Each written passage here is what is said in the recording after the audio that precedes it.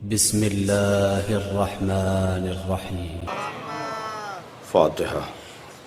بسم الله الرحمن الرحيم. الحمد لله رب العالمين الرحمن الرحيم مالك يوم الدين إياك نعبد وإياك نستعين اهدنا الصراط المستقيم صراط الذين أنعمت عليهم غير المغضوب عليهم ولا الضالين. صل على محمد وآل محمد. أعوذ بالله من الشيطان الرجيم. بسم الله الرحمن الرحيم. الحمد لله الذي لا يبلغ مدحته القائلون ولا يحصي نعماءه العادون ولا يعدي حقه المجتهدون الذي ليس لصفته حد محدود ولا نعت موجود ولا وقت معدود ولا أجل ممدود فطر الخلائق بقدرته ونشر الرياح برحمته. الصلاة والسلام على الرسول المسدد المصطفى العمجد المحمود الأحمد سيدنا ومولانا ومولى الكونين جد الحسن والحسين عاني أبا القاسم محمد صلى على وآله الطيبين الطاهرين المعصومين الذين قال الله إنما يريد الله ليذهب عنكم الرجس أهل البيت ويطهركم تطهيرا.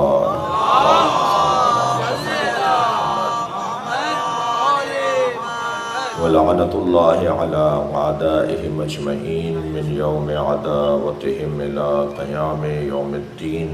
أما بعد، قال الحكيم في قرآن الكريم: بسم الله الرحمن الرحيم. إنما المؤمنون الذين آمنوا بالله ورسوله ثم لم يرتابوا وجاهدوا بأموالهم وأنفسهم في سبيل الله أولئك هم الصادقون. صلوات.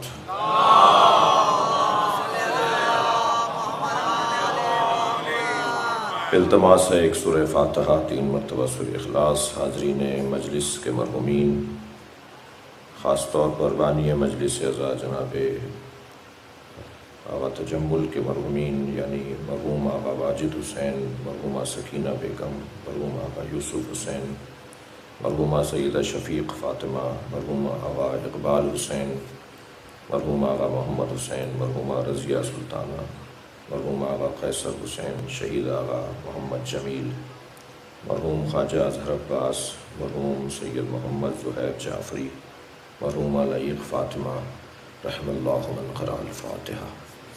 بسم اللہ الرحمن الرحیم. الحمد للہ رب العالمین الرحمن الرحیم مالک یوم الدین إياك نستعين اهدنا الصراط المستقيم صراط الذين أنعمت عليهم غير المغضوب عليهم. بسم الله الرحمن الرحيم. قل هو الله أحد الله الصمد لم يلد ولم يولد ولم يكن له كفوا أحد. بسم الله الرحمن الرحيم. قل هو الله أحد الله الصمد لم يلد ولم يولد ولم يكن له كفوا أحد. بسم الله الرحمن الرحيم. قل هو الله أحد الله الصمد لم يلد ولم يولد ولم يكن له كفوا أحد. اللهم صل على محمد وآل محمد. صلوات دیے کر.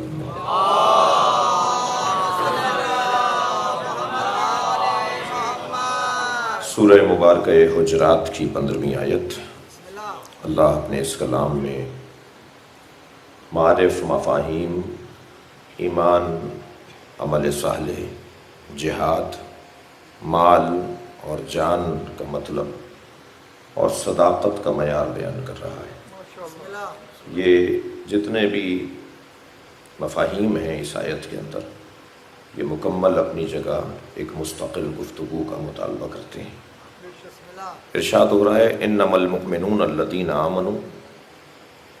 بتحقیق مومن اسے کہا جاتا ہے. اب یہاں اللہ تعارف کروا رہا ہے، نشانیوں سے، علامتوں سے پہچانو گے کہ کون کیا ہے. انسان جب تک یہ ہمارے روزمرہ کے اور ہمارے مشاہدات کا حصہ ہے کہ علامتوں سے پہچانا جاتا ہے، نشانیوں سے پہچانا جاتا ہے۔ ہر وجود انسان کے لیے بھی شناخت کے لیے جو عنوانات قرار دیے ہیں، انما المؤمنون الذین، مومن کون ہیں؟ بے تحقیق مومن وہ ہیں جو آمنوا باللہ، جو اللہ پر ایمان رکھتا ہو۔ ایمان، بتوں پر ایمان، سورج پر ایمان، چاند پر ایمان، درخت پر ایمان، جانور پر ایمان، ایمان تو ایمان ہے، لیکن اللہ مومن کا تعارف کروا رہا ہے کہ مومن وہ ہے کہ جو اللہ پر ایمان رکھتا ہو۔ چاہے کوئی کتنا اپنے آپ کو مومن کہتا رہے، اس کے ایمان کی پہلی کسوٹی یہ ہے کہ وہ اللہ پر ایمان رکھتا ہے یا نہیں رکھتا۔ اگر اللہ پر ایمان رکھے گا تو پھر واقعی ایمان کا نتیجہ ہوگا کہ رسول اللہ پر بھی ایمان رکھے گا، اور اللہ پر واقعی ایمان کا تقاضا ہوگا کہ رسول اللہ کی جان علی پر بھی ایمان رکھے گا، اور جتنے پیغامات سرکار نے دیے ہیں ان پر بھی ایمان لانا اس کے ایمان کا بنیادی عنوان ہوگا۔ لہذا پہلا عنوان ایمان یہ ہے کہ انما المؤمنون الذین آمنوا باللہ، صاحبان ایمان وہ ہیں جو اللہ پر ایمان رکھتے ہوں، وہ رسول ہی، اور دوسری کیفیت ایمان کی ہے کہ وہ اللہ کے رسول پر بھی ایمان رکھتے ہوں۔ دیکھیے اللہ خود کو بھی نہیں منوانا چاہتا بغیر مصطفیٰ کے، یعنی اللہ چاہتا ہے کہ مجھے مانا جائے مگر میرے مصطفیٰ کے ذریعے مانا جائے۔ آپ قرآن مجید کی تمام آیات اٹھا کر دیکھ لیجئے، جہاں توحید کا پیغام ہے وہاں اللہ نے نبی سے کہا ہے کہ تم سمجھاؤ میں کیا ہوں۔ یہ اپنے دماغ کا اللہ سمجھنا چاہیں گے تو بہک جائیں گے، تم سے سمجھیں گے تو صحیح مانیں گے۔ تو کبھی کہا قل هو اللہ احد، تم کہہ دو وہ اللہ احد ہے۔ صلوات پڑھیں محمد وآلہ۔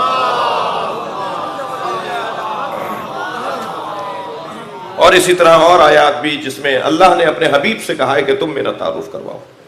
تو یہاں بھی ایمان کی بنیادی شرط یہ ہے کہ مومن اسے کہتے ہیں جو اللہ پر ایمان رکھتا ہو، وہ رسول ہی، اور اس کے رسول پر ایمان رکھتا ہو۔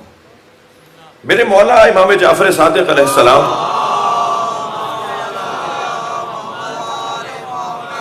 حضرت امام ابو حنیفہ کے ساتھ دسترخوان پر ہیں، کھانا مکمل ہوا تو مولا نے دعا کرتے ہوئے اپنے ہاتھوں کو بلند کر کے کہا الحمدللہ، حمد ہے اس اللہ کے لیے،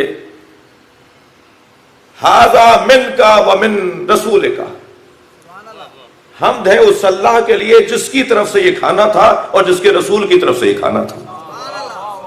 تو حضرت نے فرمایا کہ تجعل مع اللہ شریکا، آپ نے اللہ کے ساتھ شریک قرار دیا ہے؟ امام نے فرمایا نہیں، میں نے اللہ کے ساتھ کسی کو شریک قرار نہیں دیا۔ کیا تم نے قرآن مجید میں کوئی ایک آیت پڑھی ہے جس میں اللہ نے اپنے ایمان کے ساتھ رسول اللہ کا ذکر نہ کیا ہو؟ جب ہمارے سارے کام اللہ اور رسول کے ذریعے ہیں تو اللہ اور رسول سے تو ہمیں فضل ملتا ہے، نعمتیں ملتی ہیں۔ اللہ نے ہمیں رسول کے ذریعے نعمتیں عطا کی ہیں، یہ تو ایک وقت کا کھانا تھا۔ تمام تر نعمتیں بذریعہ مصطفیٰ اللہ نے نازل کی۔ اور عقیدہ توحید کو سمجھنے کی بھی ضرورت ہے۔ عقیدہ توحید کا مطلب ہرگز یہ نہیں ہے کہ اللہ کے علاوہ سب کا انکار کر دیا جائے، یعنی اللہ اسے زیادہ موحد مانے گا جو مجھے مانتا ہو اور میری کسی بات کو نہ مانتا ہو۔ تو اگر یہی توحید کا پیمانہ اور کسوٹی بن جائے گی تو شیطان اللہ کو مانتا تھا مگر اللہ کے رسول کو نہیں مانتا تھا۔ کہتا تھا نا تو مجھے اس سجدے سے نجات دے دے، میں تیرا اتنے سجدے کروں گا کہ زمین پر کوئی بالشت کی جگہ نہیں بچے گی جہاں میرا سجدہ نہ ہو۔ صلوات پڑھیں محمد و آل محمد۔ مگر اللہ نے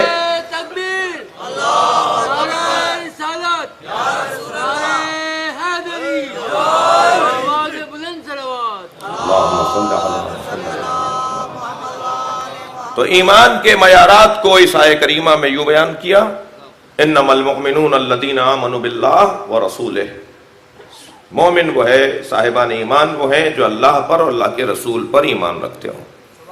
نشانیاں ابھی ختم نہیں ہوئی ہیں، اس آیت کے اندر جو نشانیاں بیان ہوئی ہیں، ارشاد ہوا ثم لم یرتابوا، اور پھر کبھی اپنے ایمان پر شک نہ کرتے ہوں۔ جو عقیدہ بنایا ہے اللہ اور اللہ کے رسول پر، لم یرتابوا، پھر اس پہ شک نہ کرتے ہوں۔ شک کی کیفیت کو اللہ پسند نہیں کرتا۔ ایمان تمہارا یقین کے ساتھ ہو، فرماتے ہیں کہ یقین کی 2 رکعتیں بے یقینی کی ساری زندگی کی عبادت پر غالب ہے. تم 2 رکعت نماز اللہ کے ہاں ویسے بھی گنا تو جاتا نہیں، اللہ کے ہاں تولا جاتا ہے. تو وہ جو ہے اللہ کی بارگاہ میں جو چیزیں ہم بھیجتے ہیں وہ گنتی کی بنیاد پر نہیں بھیجتے، کمیت کی بنیاد پر نہیں بھیجتے، کیفیت کی بنیاد پر بھیجتے ہیں.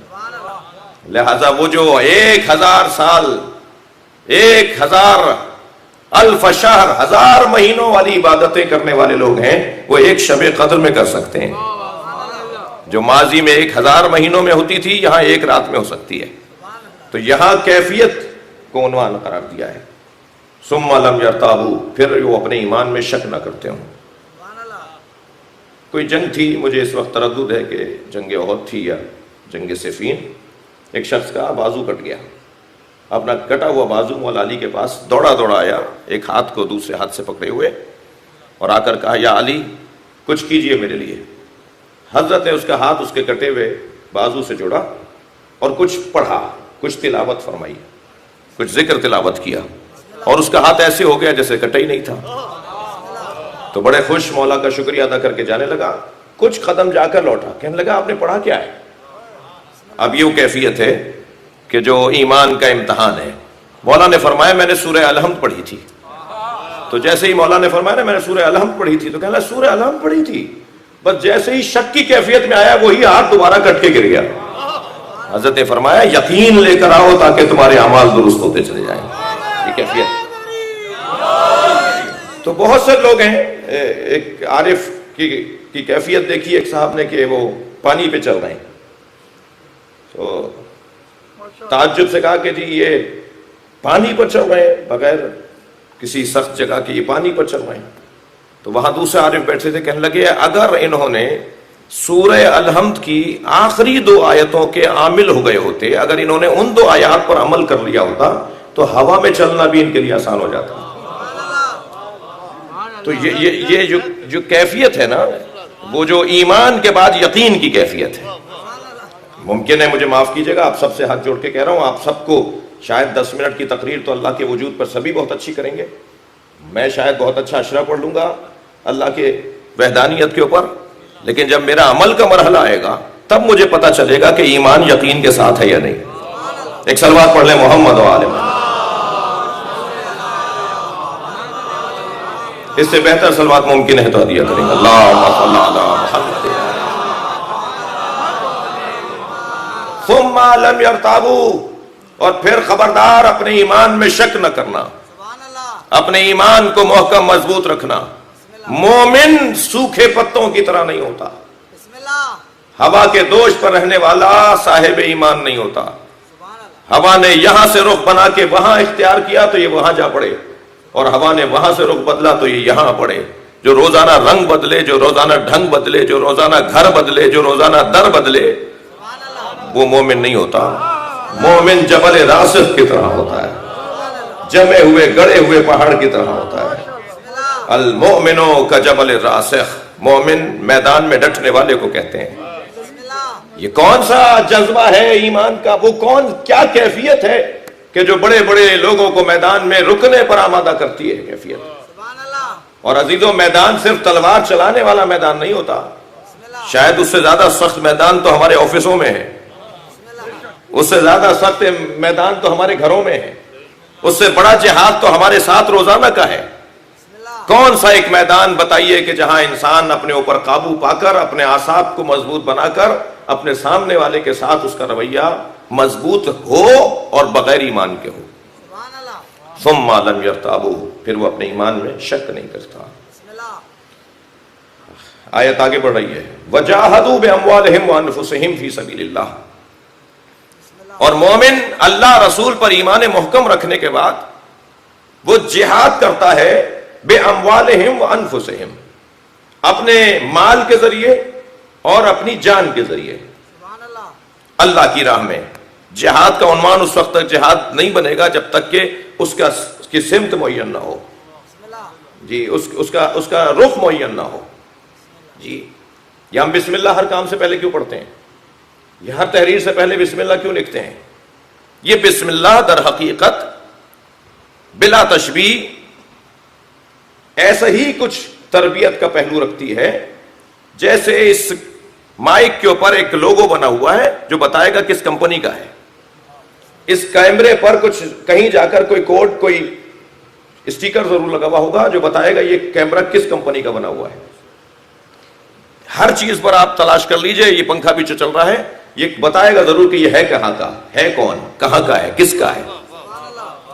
جی یہ فلاں کمپنی کا ہے, اس کا مالک فلاں ہے, اس کا وارث فلاں ہے, اس کا ذمہ دار فلاں ہے.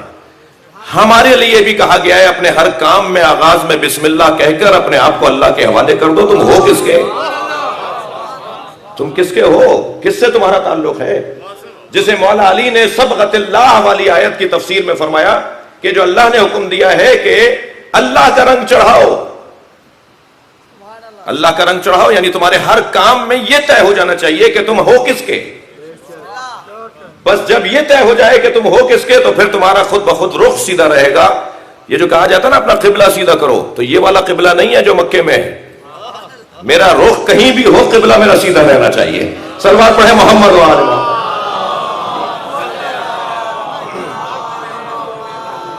میری سمت معین رہنی چاہیے, میں کیا چاہتا ہوں, مجھ سے کون کیا چاہتا ہے.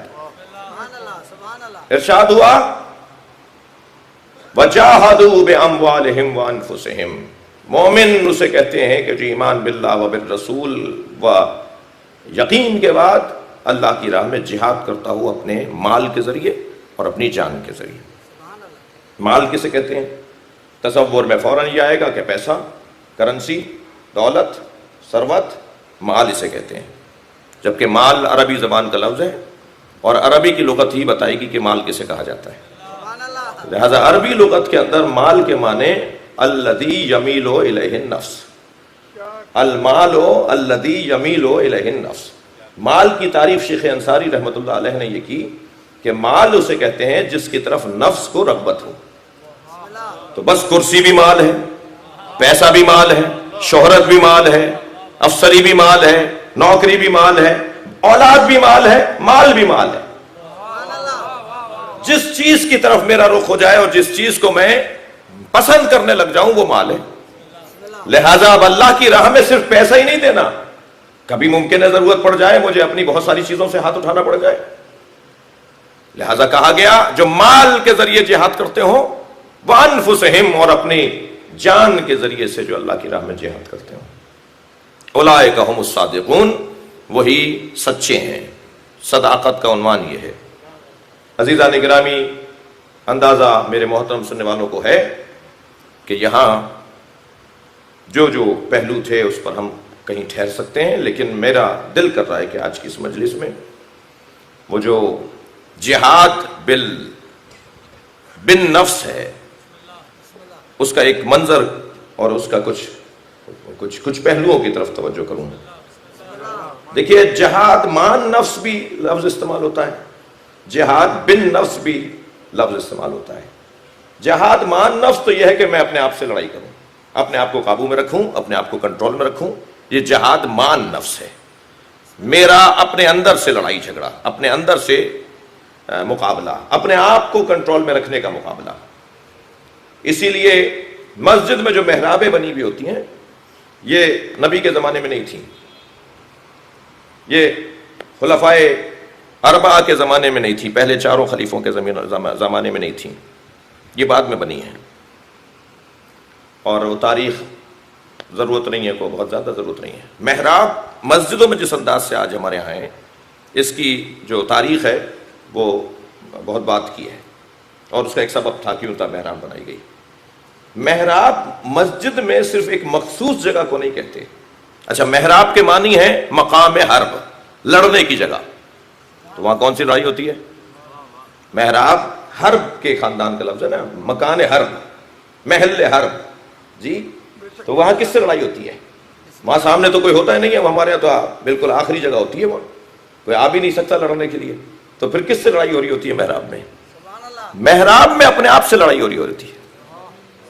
محراب اسے کہتے ہیں جہاں انسان اپنے آپ سے لڑ رہا, ایک لمحے کے لیے دائیں نہیں دیکھے گا, بائیں نہیں دیکھے گا, اوپر نہیں دیکھے گا, پیچھے نہیں دیکھے گا, کھائے گا نہیں, پیے گا نہیں, بولے گا نہیں.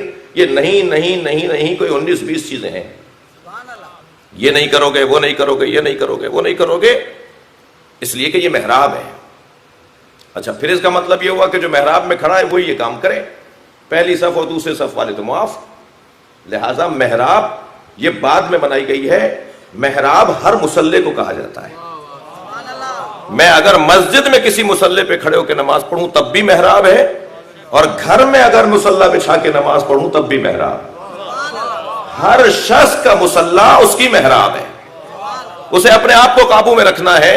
اور جو 2 منٹ کے لیے 4 منٹ کے لیے اگر ملا کر نماز پڑھ رہا ہے، جمع کر رہا ہے دونوں نمازوں کو، تو بہت ہوا 10 منٹ کے لیے، 12 منٹ کے لیے۔ یہ 12 منٹ کی مشق تو کر لینا دن میں 3 دفعہ، یہ 4 منٹ 5 منٹ 12 15 منٹ کی مشق تو کر لینا روزانہ، کہ اپنے آپ کو قابو میں کیسے رکھا جاتا ہے۔ جو 3 مرتبہ اپنے آپ کو قابو رکھنے میں کامیاب ہو جائے گا، وہ آگے بھی کامیاب ہو سکتا ہے۔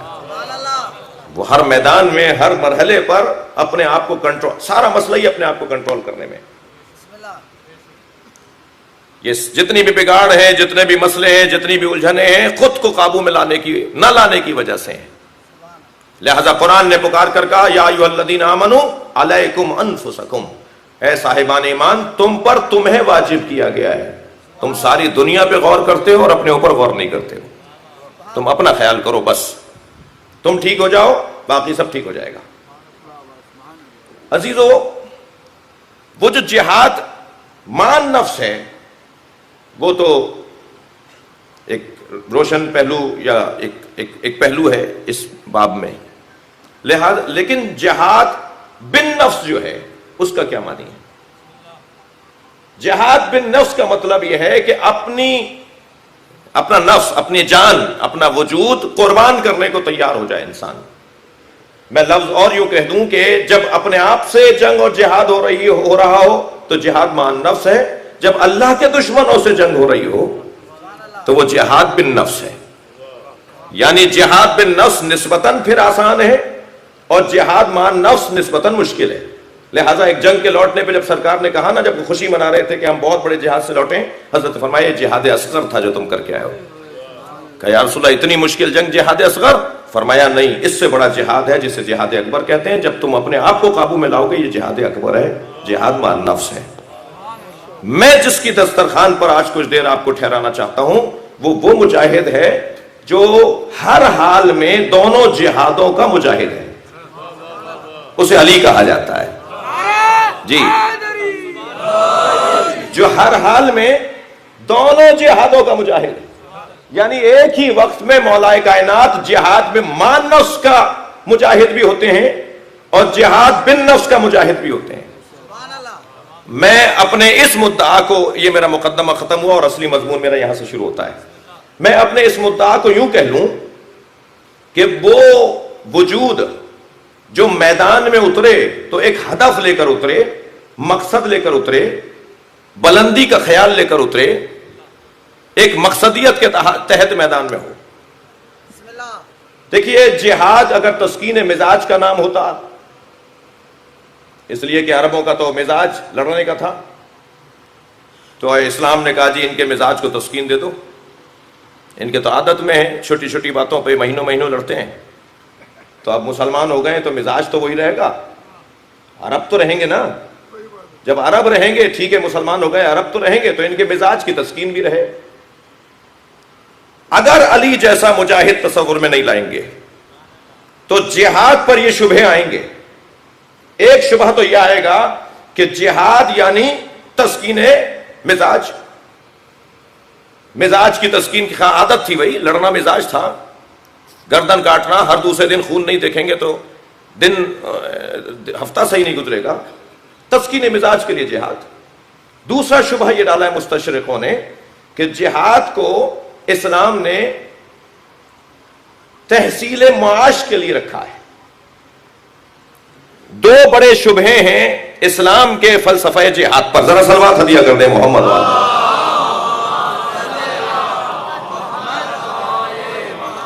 ایک شبہ جہاد، فلسفہ جہاد اسلامی پر یہ ہے کہ یہ تسکین مزاج کے لیے تھا۔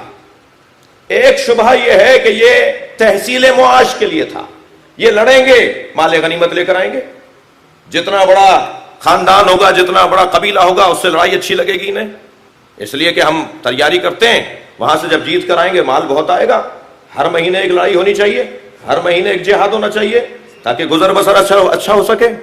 تو ایک شبہ یہ ڈال دیا گیا کہ یہ تحصیل معاش کے لیے تھا، ایک یہ ڈال دیا گیا یہ تسکین مزاج کے لیے تھا۔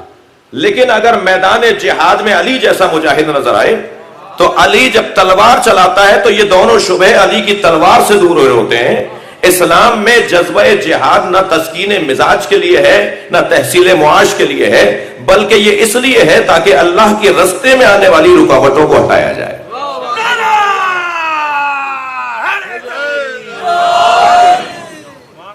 بتایا میرے مولا نے نہج البلاغہ میں، مولا علی کے فرامین میں ایک فرمان موجود ہے، بتایا کہ ہم جہاد اس لیے کر رہے ہیں، نقاتلو، ہم قتال اس لیے کر رہے ہیں، لِيَخْرُجَ النَّاسِ مِنْ عِبَادَةِ الْعِبَادِ إِلَىٰ عِبَادَةِ الرَّحْمَانِ۔ ہم میدان، مولا علی کا فرمان، ہم میدان میں اس لیے اترتے ہیں کہ ہم لوگوں کو لوگوں کی بندگی سے نکال کر اللہ کی بندگی کی طرف لے جائیں۔ یہ ہے فلسفہ جہاد جو علی نے بیان کیا ہے۔ جب فلسفہ جہاد حیدر کرار کی زبان میں یہ ہوگا تو پھر میرے مولا میدان میں اتریں گے کس لیے؟ اقدار کے لیے۔ اللہ نے جہاد کو فرض قرار نہیں دیا۔ دیکھیے دو جنگیں ہوتی ہیں، دو ہدف جنگ ہوا کرتا ہے، ایک اقتدار کی خاطر اور ایک اقدار کی خاطر۔ اس گھرانے نے خاص طور پر جس مولا کی ذات کا میں ذکر کر رہا ہوں اور آپ کی سماعتوں کو اپنے ساتھ محو عبادت رکھے ہوں، اس ذات نے اقتدار کی خاطر جنگ نہیں لڑی ہے، اقدار کی خاطر جنگ لڑی ہے۔ اور یہی فلسفہ جہاد اسلامی ہے۔ اسلام کے فلسفہ جہاد، بھائی آپ کے ہاں میرے ہاں فروعات دین میں ایک واجب ہے نا جہاد، تو جب فروعات دین میں نماز، روزہ، حج، زکوٰۃ، جہاد، تو جہاد واجب ہے تو مجھے میرے بچوں کو پتا ہونا چاہیے کہ جہاد کے مفاہیم کیا ہے۔ جی، اقتدار کی خاطر جنگ نہیں ہے، جہاد نہیں ہے، اقدار کی خاطر۔ 18 میرے مولا علی نے مجھے توفیق ہوئی ایک مقالہ لکھنے کی، اور اس مقالے نے اچھا خاصا انعام بھی ہمیں دلوا دیا تھا، اور وہ عنوان یہ تھا کہ فاتح خیبر کے آداب حرب۔ عنوان یہ تھا مولا علی کے آداب حرب کیا تھے۔ تو اس میں 18 مولا نے میدان میں اترنے کے بعد 18 آداب بیان کیے ہیں کہ ان باتوں کا خیال رکھو۔ ان ساری باتوں کا اگر ہم دوبارہ سے اسے دہرائیں اور دیکھیں تو ان ساری باتوں کا خلاصہ یہ نکلتا ہے کہ میدان جہاد ہے، یہ اقدار کی جنگ ہے، یہ اقدار کی جنگ ہے، یہ اقتدار کی جنگ نہیں ہے۔ خبردار عورتوں پر حملہ نہیں کرو گے، کوئی بھاگ رہا ہو تو اس کے پیچھے نہیں جاؤ گے، بچوں پہ تلوار نہیں چلاؤ گے، بوڑھوں پر تلوار نہیں چلاؤ گے، درختوں کو نہیں کاٹو گے، جانوروں کے گھٹنے نہیں کاٹو گے۔ جی، وہ جو مرحب کو میرے مولا نے پیروں سے کاٹا تھا، تب وہ گرا اور مولا سینے پہ جا کے بیٹھے، اس کا سبب کیا تھا؟ وہ گھوڑے پہ بیٹھا تھا، علی پیادہ تھے، اس نے کہا کہ واپس چلے جاؤ۔ حضرت نے فرمایا میں میدان میں آ کر واپس جب جاتا ہوں جب اپنا مطلب پورا کر لوں۔ کہنے لگا مطلب کیا ہے تمہارا؟ کہا میں تمہیں مارنے آیا ہوں۔ اچھا آخری آرزو پوری کرو، میں بتاتا ہوں کہ میں ماروں گا یا تم مارو گے مجھے۔ وہ کہنے لگا، حضرت نے کہا میری آخری آرزو یہ ہے کہ اسلام قبول کر لو۔ کہنے لگا یہ کرنے آیا ہوتا تو میں لڑنے کیوں آتا، کچھ اور بات کرو۔ حضرت نے فرمایا پھر نیچے اتراؤ، اس لیے کہ میں پیادہ ہوں تم سوار ہو۔ تو اس نے کہا کہ کیا فرق پڑتا ہے، تم پیادہ لڑو میں سوار لڑتا ہوں۔ حضرت نے فرمایا اس بیچ اس جانور کا نقصان ہو جائے گا۔ مولا نے اس بیچ اس جانور کا نقصان ہو جائے گا، اس گھوڑے کا نقصان ہو جائے گا، لہذا تم اتر آؤ۔ تو یہ اترا اور اس نے اتر کر تیزی سے سرعت کے ساتھ چاروں پیر کاٹ دیے گھوڑے کے، اور وہ تڑپ رہا تھا۔ اور مولا نے بھی جب اس نے پہل کی اور مولا نے پہلا جواب دیا، پہلا جواب تو اس کے وار کے مطابق کیا، اور دوسرا جو وار کیا مولا نے اس کے دونوں گھٹنے کاٹے پہلے، اور دونوں گھٹنے جب اس کے کٹے اور گرا تو حضرت نے فرمایا اس گھوڑے کو تڑپتا ہوا دیکھو، اور پھر اندازہ کرو تکلیف کسے کہتے ہیں۔ یہ انداز جی لہذا آداب بیان کر رہے ہیں کہ کیسے کرنا ہے جنگ، کیسے لڑنی ہے. دو تین باتیں سن لیجئے مولا کے آداب حرب میں سے. پہلے تو سرکار نبی مکرم اکثر یہ جملہ حضرت حذیفہ یمان فرماتے ہیں، حضرت عبداللہ ابن مسعود فرماتے ہیں کہ اکثر سرکار یہ جملہ فرماتے تھے، اللہ اکبر، کفا اللہ القتال المؤمنین بعلی بن ابی طالب. اکثر میدان جہاد سے لوٹتے ہوئے جاتے ہوئے نبی یہ جملہ فرماتے تھے، صحابہ کرام نقل کرتے ہیں کہ نبی فرماتے تھے اللہ نے مومنین سے قتال کو کافی قرار دے دیا علی کے ذریعے. مومنین کو ضرورت ہی نہیں پڑے گی کہ وہ کچھ کریں، میرا علی کافی ہے. اور میدان میں جب علی اترتے تھے تو سب سے پہلی جنگ بدر، جی پہلے ہی سال سب سے پہلی جنگ. اس جنگ میں ایک شخص کو لے کر آئے تھے جس کا مطلب مسلمانوں سے لڑنا نہیں تھا، جس کا کام لڑنا تھا. میں لفظ اگر ممبر کا رہے تو کہہ دوں کہ کرائے پر لائے تھے، طے کر کے لائے تھے کہ چلو ہمارے ساتھ، ہم تمہیں اتنے پیسے دیں گے. یہ آج کا ہی کام نہیں ہے، ہاں کرائے کے قاتل پرانا نظام ہے. تو اسے تو وہاں جب پہنچا تو اس نے کہا لڑائی کس سے ہے؟ کہ لڑائی تو ان سے ہے. کہنا جی یہ تو میرے تو پروفائل بڑھ جائے گی، اونچی ہو جائے گی، میں علی سے لڑ کر آیا ہوں، میں حمزہ سے لڑ کر آیا ہوں. لہذا وہاں پہنچا اور اس نے ایک چکر لگایا میدان میں. تو سرکار نے اسے دیکھ لیا، اس کا نام تھا نوفل. تو نبی مکرم نے دونوں ہاتھوں کو بلند کر کے کہا اللہم اکفنی بنوفل، یا اللہ اس نوفل سے میری امت کو، میرے لوگوں کو محفوظ فرما. مولا علی نے یہ سن لیا کہ سرکار دعا فرما رہے ہیں کہ میری امت کو نوفل سے محفوظ رکھ. پہلوان بڑا تھا، مشہور آدمی تھا. اور بہت دیر گزری تو سرکار نے ایک مرتبہ دائیں بائیں دیکھتے ہوئے فرمایا من لے علم بنوفلا، کون ہے جو بتائے آکے کہ نوفل کہاں ہے؟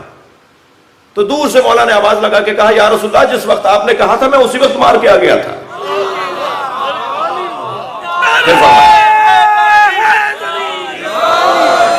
میں اسی وقت مار آیا تھا. اس وقت نبی نے یہ پہلی مرتبہ اور اس کے بعد کئی جنگوں میں یہ جملہ دہرایا کہ اللہ نے کف اللہ القتال المؤمنین بعلی بن ابی طالب. مومنین کو اللہ زحمت ہی نہیں دیتا، زیادہ تر میرا علی ہی وہ کام کر کے آ جاتا ہے. یہ جنگ بدر کا مرحلہ. مولا کی جو شجاعت ہے، جو جہاد ہے، تھوڑی سی تسلی دیجئے، گردن ہلائیے کہ بات صحیح ہے. آپ اگر پسند نہیں کریں تو مضمون بدل دیتا ہوں. جواب دیجئے.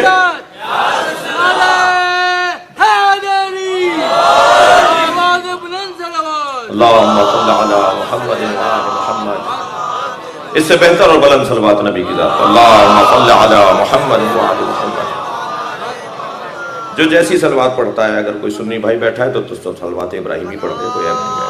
اللہم صلی علی محمد و آل محمد. توجہ کر رہے ہیں آپ حضرات؟ تو مولا کے لیے یہ الفاظ خصوصیات، علی کی ضربتوں کی خصوصیات یا جہاد علی کی خصوصیات، مولا کی شجاعت کے جوہر. کسی نے پوچھا یا علی آپ میدان میں دن ڈھلتے جاتے ہیں. مولا کی خصوصیات شجاعت میں ایک خصوصیت، سارے دن نہیں جا رہے علی، دن ڈھلتے جاتے ہیں. کہا آپ دن ڈھلتے جاتے ہیں. حضرت فرمایا ایک تو اس وقت میں دری چاہائے مناجات اور دعاؤں کے دروازے کھل جاتے ہیں. تو میں جہاد میں میدان میں اترتا ہوں تاکہ اللہ کا ذکر بھی میری زبان پہ جاری رہے اور فرشتے میرے ذکر کے گواہ بن جائیں. اور دوسرا میں آخری وقت میں اس لیے جاتا ہوں کہ کم سے کم لوگوں کو ماروں. کم لوگوں کی موت واقع ہوگی، پھر رات آ جائے گی، جنگ بند ہو جائے گی. اور کیا معلوم کہ دوسرے دن اس ایک چند لمحوں پہ جانے کی وجہ سے دوسرے دن جنگ منتقل ہی نہ ہو. کسی نے کہا یا علی آپ جب میدان میں اتریں اور ہم آپ کے ساتھ جائیں تو آپ ہمیں ملیں گے کہاں؟ جب گھمسان کرن پڑے، جب جنگ جو ہے وہ اپنے کمال پر، جہاد مکمل ہونے لگے اور ایک عجیب کیفیت بوبو کی جنگ ہو جائے تو آپ ہمیں کہاں ملیں گے؟ حضرت فرمایا پریشانی کی بات نہیں ہے، جہاں میں میدان میں اتر کے کھڑا ہوتا ہوں آخر تک وہیں ملوں گا، میں کہیں اور نہیں جاتا۔ یہ علی کی جہاد کی دوسری کیفیت۔ پھر تیسری کیفیت مولا کی ہے کہ میدان میں اتر کر سرداروں کو ڈھونڈتے تھے۔ پوچھا کہ کیا کرتے ہیں آپ میدان میں اتر کر، آپ کا کیا اندر؟ فرماتے ہیں میں سرداروں کو ڈھونڈتا ہوں، انہیں بڑوں کو مار دیں، ان بچوں کو مارنے، ان عوام کو مارنے کی ضرورت کیا ہے؟ اور جب بڑوں کو علی مار دیتے تھے تو جنگ ویسے ہی ٹھنڈی پڑ جاتی تھی۔ لہذا جنگ بدر میں جب مولا کے جوہر سب سے زیادہ مولا نے کافروں کو اس جنگ کے اندر واصل جہنم کیا، تو جب جنگ احد کا مرحلہ آیا تو کہا گیا کہ پرچم ایک ہاتھ میں نہ ہونے پائے۔ مشرکوں کی طرف سے یہ طے کیا گیا کہ پرچم ایک آدمی کے ہاتھ میں نہ رہے۔ انہوں نے کہا جی کیوں نہ رہے؟ کہنے علی کا پہلا کام یہ ہوتا ہے کہ پرچمدار کو ڈھونڈتا ہے، علی پرچمدار کو مار کر جنگ ٹھنڈی کر دیتا ہے، لہٰذا ہر کچھ دیر کے بعد پرچم بدلتے رہو۔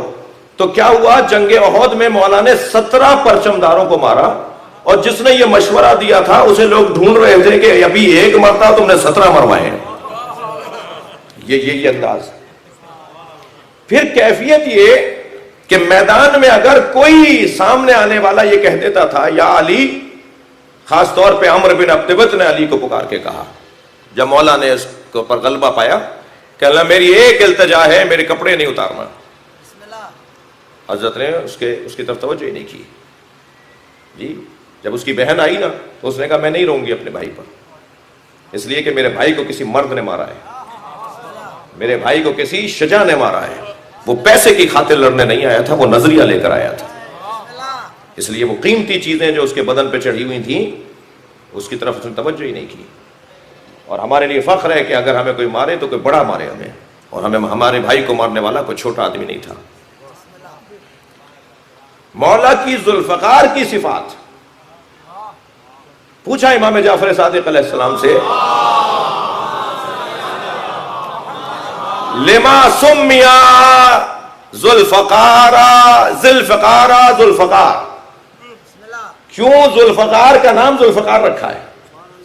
توجہ ہے؟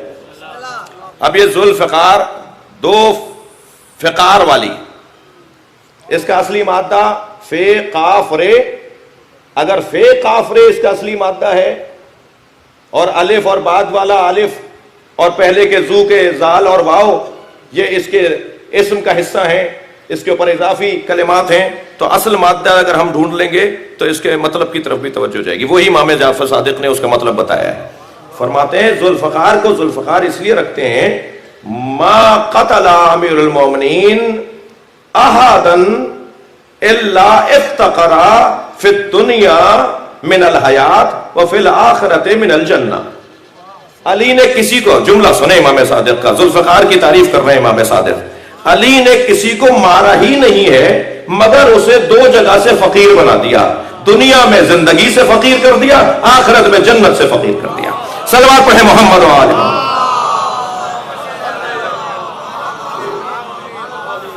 فقیر ذوالفقار، جو فقیر کرنے والی تلوار ہو، جو فقر لانے والی تلوار ہو، دشمن کو فقیر کر ڈالے، اسے ذوالفقار کہا جاتا ہے۔ اور پھر اس ذوالفقار کی دونوں طرف ایک سبب یہ بھی ہے کہ اس کی دو دھاریں تھیں، دونوں طرف سے کاٹتی تھی جی، اس کے دونوں طرف دھار تھی، اس لیے مولا اسے اس انداز سے، اور آگے اس کی زبان تھی، لب تھے اس کے، تو مولا کی ایک ہاتھ میں دستہ، باقی تین طرف ذوالفقار کے کام کرتے ہوئے نظر آتے تھے۔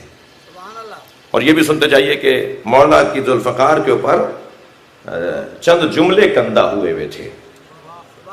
اچھا، ذوالفقار پہ تو کندہ ہونا چاہیے کوئی لفظ ایسا کہ جو جہاد کا ہو، میدان کا ہو، دشمن سے متعلق ہو، مگر یہ اقتدار کی خاطر لڑنے والے تو ہیں نہیں، یہ اقدار کی خاطر لڑنے والے ہیں۔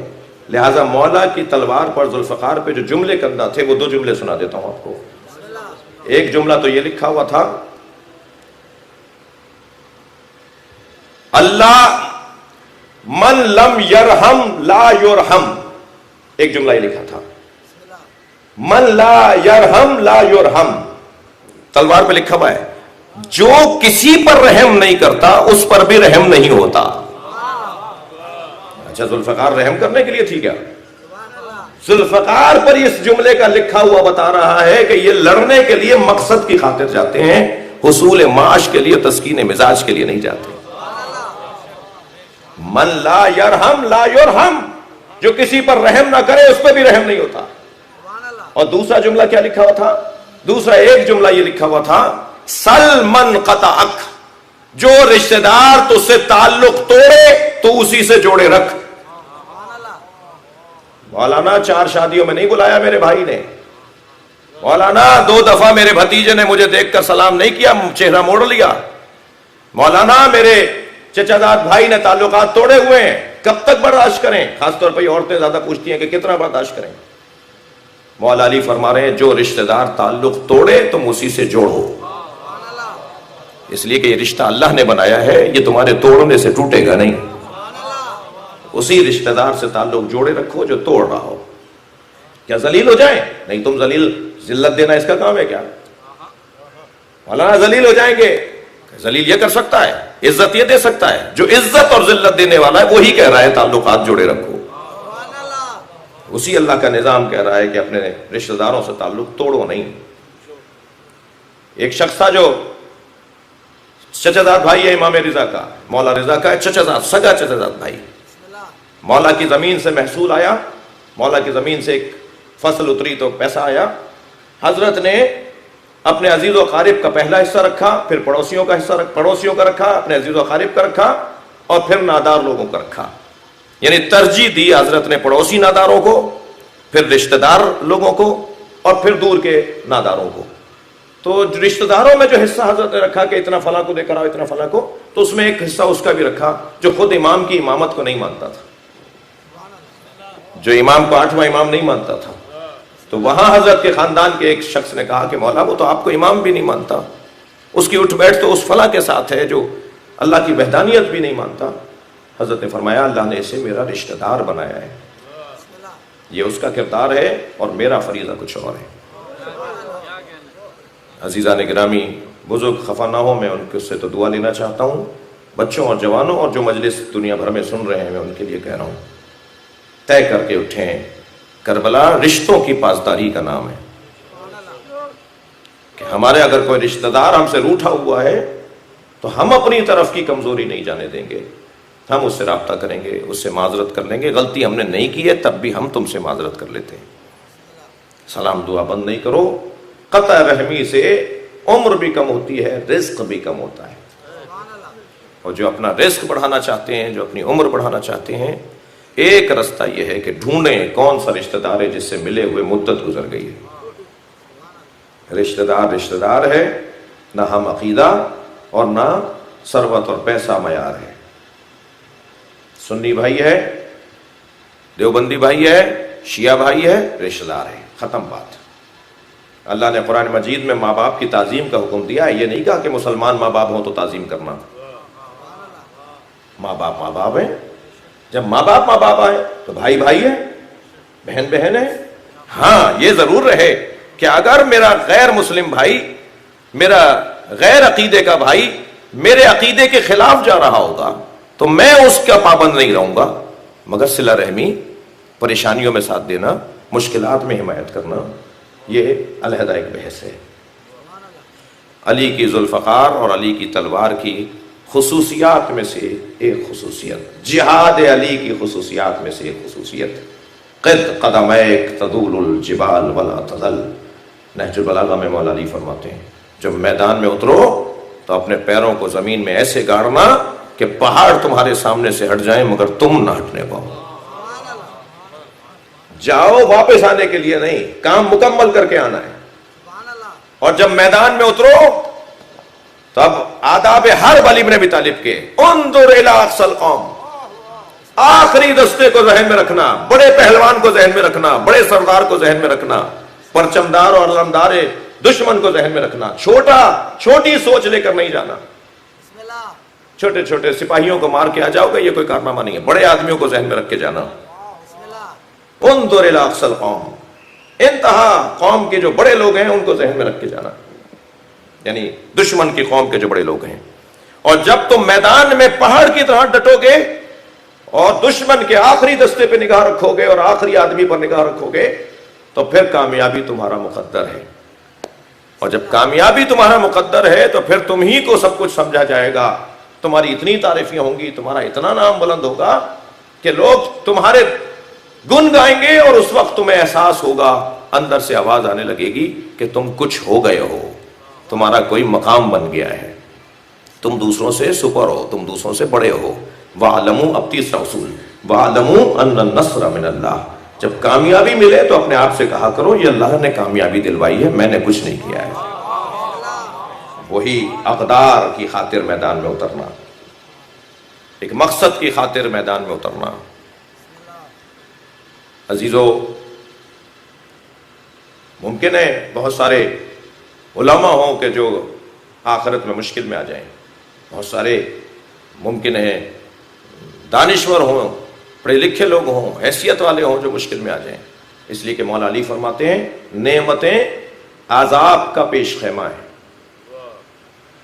جب یہ نعمتیں بڑھنے لگتی ہیں, جب سہولتیں بڑھنے لگتی ہیں, جب نام اور شخصیت بڑی ہونے لگتی ہے, تو یہ نعمت ہے نا, یہ عذاب کا پیش خیمہ ہے.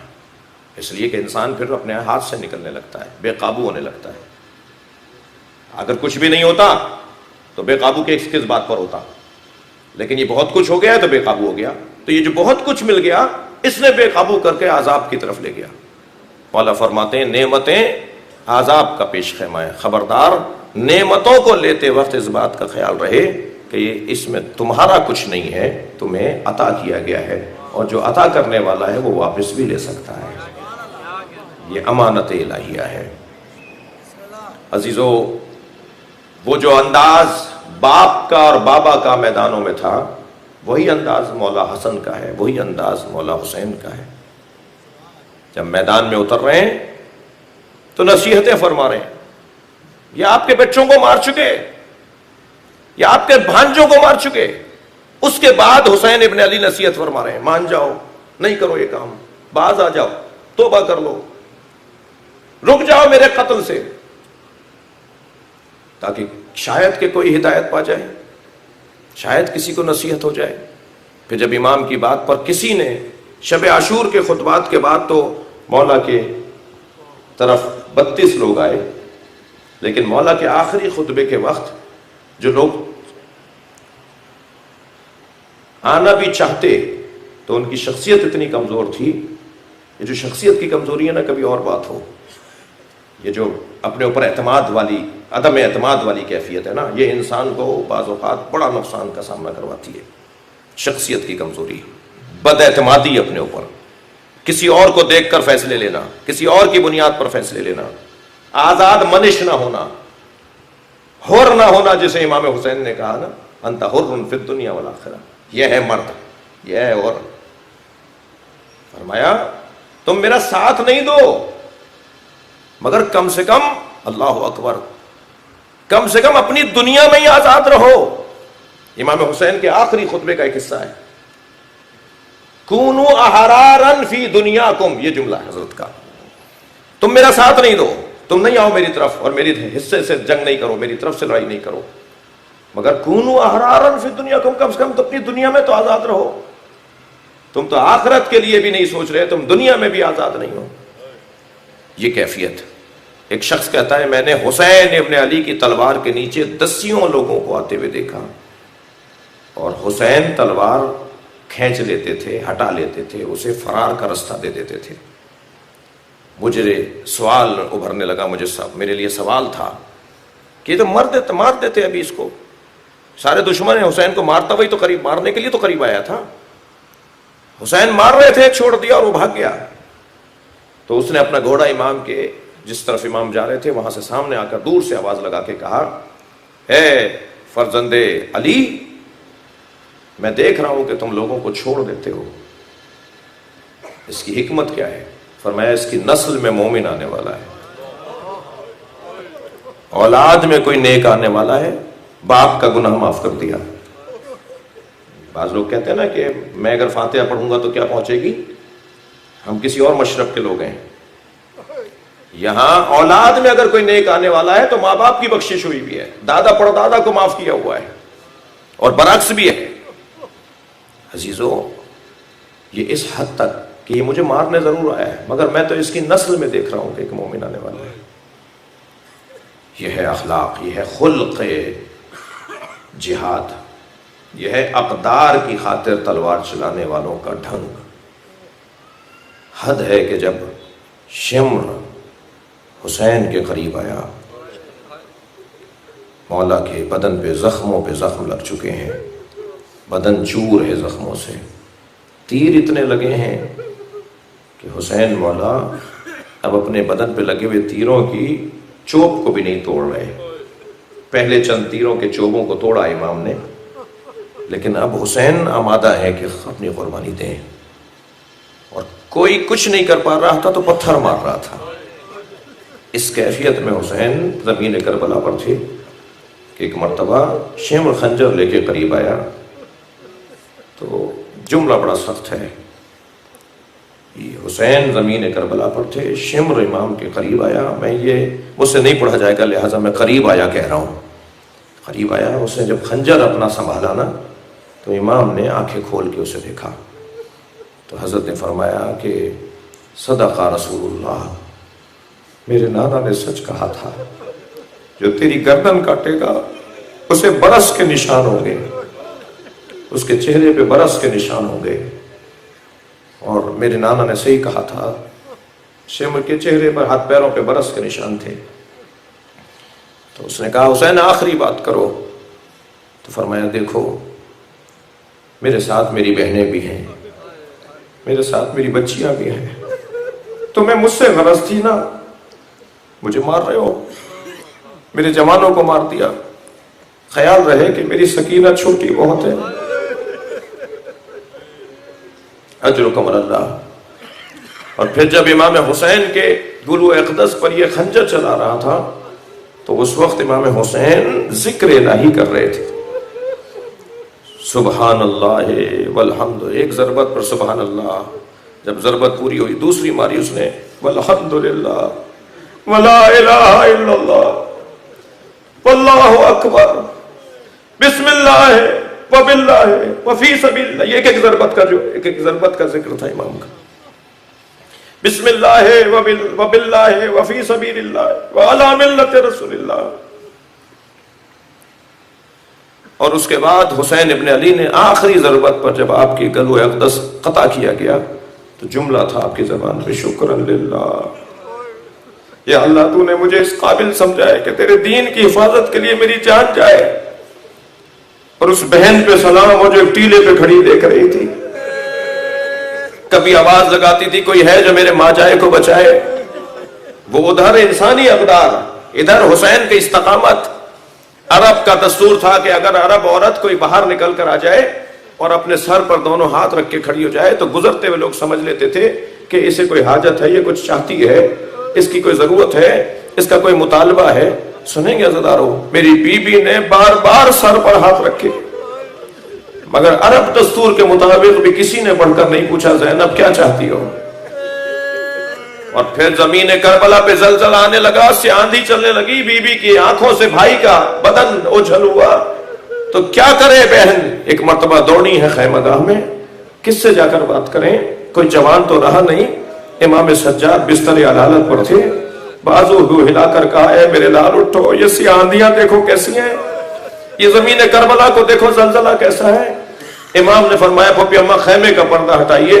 اب جو خیمے کا پردہ ہٹایا، نیزے کی ہنی پر حسین کا سر نظر آیا، تو امام سجاد نے وہیں سے کہا السلام علیکہ یا ابا عبداللہ، اے ابا عبداللہ آپ پر ہمارا سلام۔ پھوپھی اماں حجت خدا کو مار دیا، میرے بابا حسین کو قتل کر دیا۔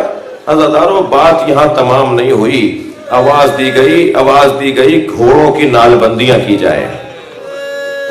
پوچھا اس کا کیا مطلب ہے؟ کہا حسین کے بدن پہ گھوڑے دوڑائے جائیں گے۔ اور پھر نجیبوں نے حسین کے بدن مبارک پر گھوڑے دوڑا دیے۔ اور جب 11 محرم کو بہن آئی ہے بھائی کے لاشے پر، تو امام کا لاشا پہچانا نہیں جا رہا تھا۔ اس وقت میری بیوی نے یہ سلام کیا تھا اپنے نانا کو، صلی اللہ علیہ یا رسول اللہ ملیک السما اے نانا آسمان کے فرشتے آپ پہ سلام کرتے ہیں. وَهَذَا حسین مرمل بالدماء مسلوب الامامۃ والردا مقطوع الاعضاء. یا رسول اللہ بناتوں کا سبایا، اے نانا آپ کی بیٹیوں کو اسیر کیا ہے، آپ کے بچے کو کربلا میں ایسے مار دیا، اس کے سر سے امامہ اتار کر لے گئے، اس کی ابا اتار کر لے گئے. نانا اس کے بدن کو ٹکڑے ٹکڑے کر رہے ہیں. نانا اس کا بدن کربلا کے میدان میں تنہا ہے. یہ وقت بہت سخت تھا زدارو، گر ہو گیا ہے، مجلس ہو گئی ہے. صرف ایک جملہ سن لیجئے، بہت سخت تھا جناب زینب کے لیے. میری بیوی نے لاشے کے گر چکر کاٹنا شروع کیے. امام سجاد نے پوچھا پھوپھی اماں کیا دیکھ رہی ہیں؟ بھائی کے بدن کو دیکھ رہی ہیں، کبھی پائنتی آ کر کبھی سرانے آ کر. امام نے فرمایا زین العابدین سالم جگہ ڈھونڈ رہی ہوں جہاں بوسہ دے سکوں، مگر زینب کو سالم جگہ نظر نہیں آئی تو کٹی ہوئی گردن پہ لب رکھے اور بوسہ دے کر کہا اماں تم نے کہا تھا حسین کے گلے کا بوسہ دینا، میں آپ کی طرف سے حسین کے گلے کا بوسہ دے رہی ہوں. تو یہ کہہ کر اپنے بھائی کے بدن کو بندھے ہوئے ہاتھوں سے اٹھایا اور آواز دی اللہم تقبل منا ھذا القربان، یا اللہ ہم سے اس قربانی کو قبول کر لے. ہم اہل بیت کے پاس اس سے بڑا وجود نہیں تھا دینے کو، ہم نے حسین تیری بارگاہ میں دے دیا. الا لعنت اللہ علی قوم الظالمین. یا اللہ ان آوازوں پر رحمت نازل فرما، رونے والوں کی توفیقات میں اضافہ فرما، صاحب خانہ کی حاضرین کی آرزوؤں کو پورا فرما، ہم سب کی عاقبت بخیر فرما. ایسے ہی تشریف فرما ہوں گے، سلام آخر پڑھیں گے، جناب اسد آغا پرسہ دیں گے اہل بیت کو اس سلام کے ذریعے.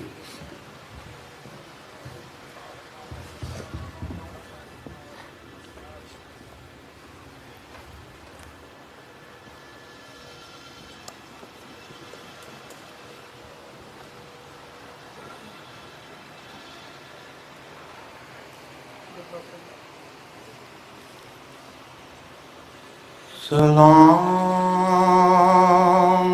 خاک نشینوں پہ سوگواروں کا،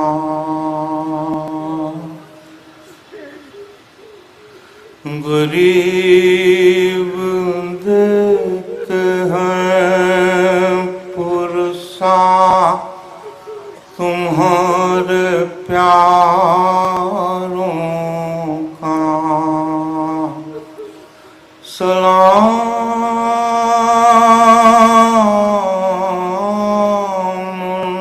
پر جنہیں شرم کھائے جاتی ہے،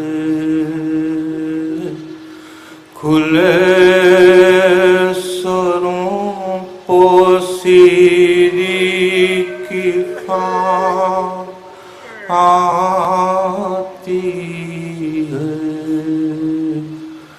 سلام اس پر جو زحمت کش سلاسل ہے، مصیبتوں میں امامت کی پہلی منزل ہے. سلام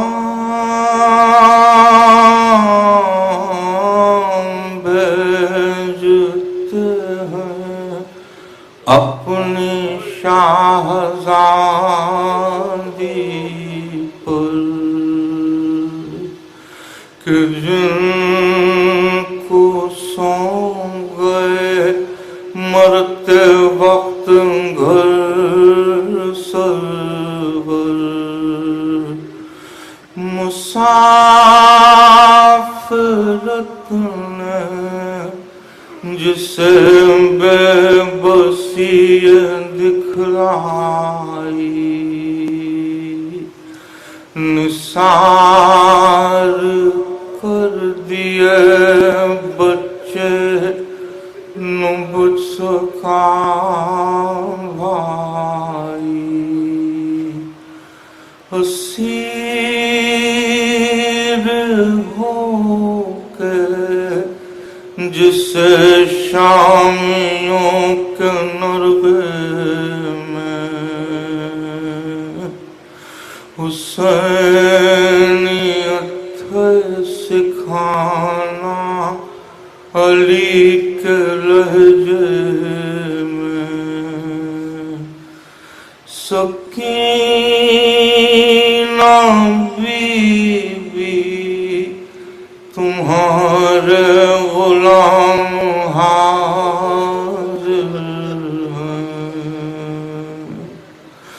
بجھے جو پیاس تو اشکوں کے جام حاضر ہیں یہ سن یہ حشر یہ صدمے نئے نئے بی بی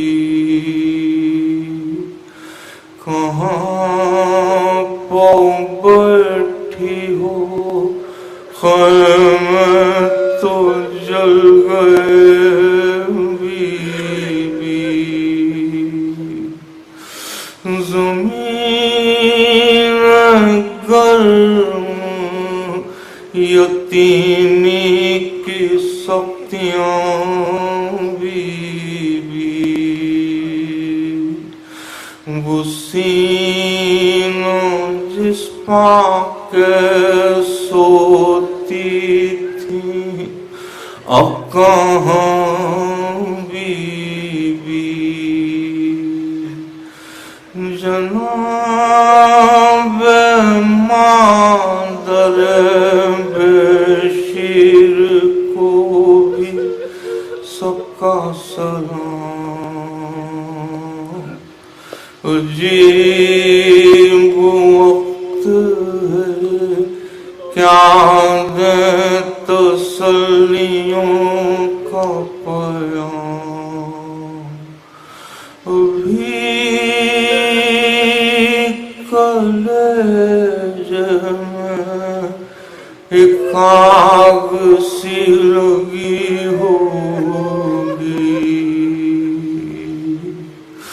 ابھی تو گود کی گرمی نہ کم ہوئی ہوگی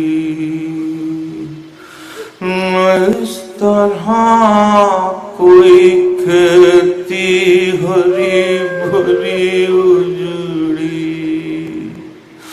تمہاری مانگ بھی اجڑی ہے کوکھ بھی اجڑی نہیں میں سان کوئی خدا حافظ درند اور یہ بے وارسی خدا حافظ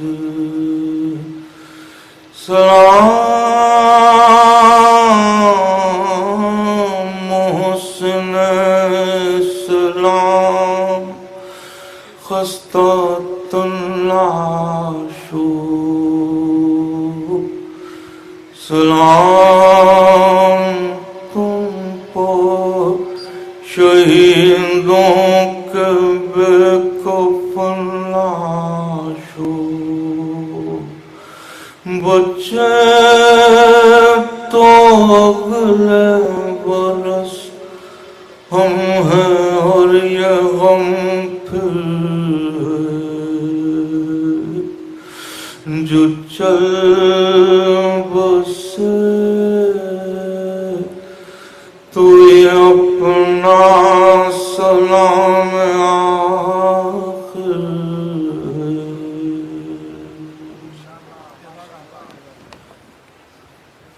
اگر آپ ہمارے لیٹسٹ ویڈیوز کے بارے میں جاننا چاہتے ہیں تو ہمارے چینل کو سبسکرائب کریں اور بیل آئیکن کو پریس کریں۔